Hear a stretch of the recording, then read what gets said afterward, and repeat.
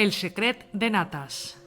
No fa molt de temps, a la muntanya del Benicadell, un grup d'adolescents van decidir anar de campament sense saber allò que els anava a ocórrer. La nit de Tots Sants, acabats de sopar, a la calfor del foc i amb el ventre ben farcit, decidiren contar-se històries de por per fer la nit més entretinguda. A mesura que avançava la nit, van sentir un soroll que provenia dels oms dels voltants. Un d'ells digué: No he escoltat alguna cosa?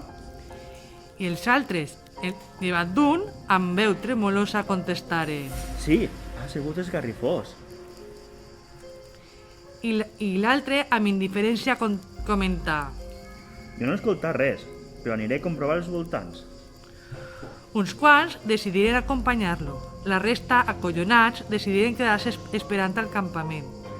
Natas i la resta anaven en filera expectants i cautelosos, vigilant atentament quan de sobte sentiren un soroll.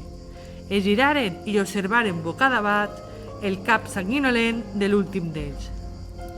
Esglaiats, ixeren a correcuita i es quedà ja tot sol Natas, cridant: Qui eres? On estàs? Mostra't!